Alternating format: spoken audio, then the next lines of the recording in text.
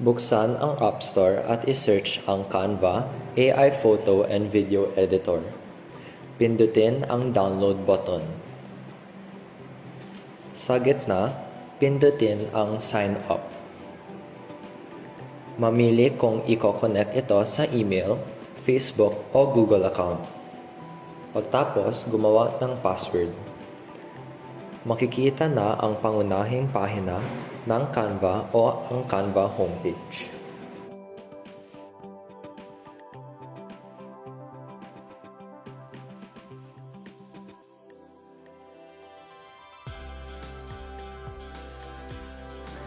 Pindutin ang template link.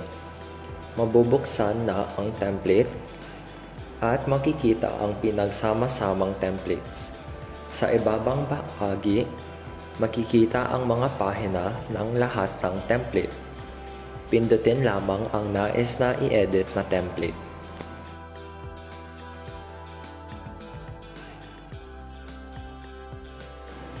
Pagtapos pindutin ang template, maaaring palakihin or zoom in o paliitin or zoom out ang screen. Sa ibabang bahagi, makikita ang mga buttons o control na gagamitin pang-edit sa template.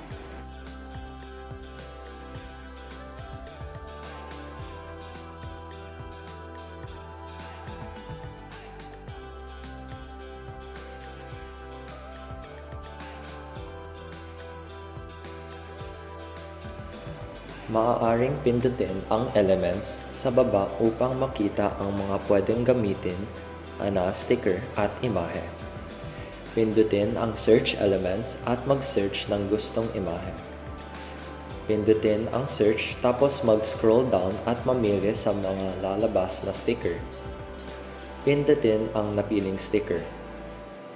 Para maayos ang size ng sticker, pindutin ang gilid ng sticker, yung bilog, at i-hold at lakihan o liitan depende sa nais. Upang burahin o mag-delete, pindutin lamang ang sticker at pindutin ang trash can symbol sa ilalim ng sticker. Pindutin ang text na nais palitan.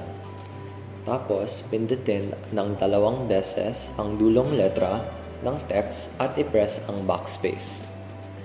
Kapag binara ang text, i-type lamang ang nais na text na ilagay. Kung gusto palitan ang font style, pindutin ang text tapos sa ibaba na bahagi may mga buttons. Pindutin lang ang text style button at mamili ng nais na font style. Kung gusto palitan ang font size, hanapin lang ang number PT sa baba.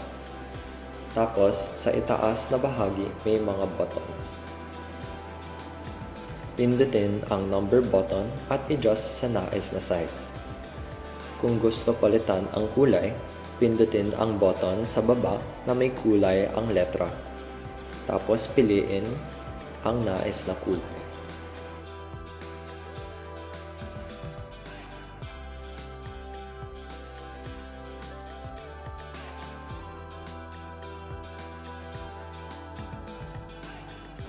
Sa baba, makikita ang button na Upload. Pindutin ang Upload, tapos Upload Files. Magbubukas ang file folder o photo album at pipiliin ang image or picture na nais. Pindutin 2 beses ang nais i-upload na picture sa template. Makikita sa gilid ang upload na imahe at pindutin ito. Kapag nakita na ang larawan, i-drag at ilagay ito sa ibabaw ng frame. Siguraduhin ang nasa likod na image template ang nais i-download. Sa itaas na kanang bahagi ng screen, makikita ang share button. Pindutin lamang ang share button. Tapos, pindutin ang button na nakalagay na download. Pindutin ang file type na button at piliin ang JPEG or JPG. Sa baba, may select pages at pindutin ito. Pindutin ang current page at pindutin ang done button sa ilalim ng current page button.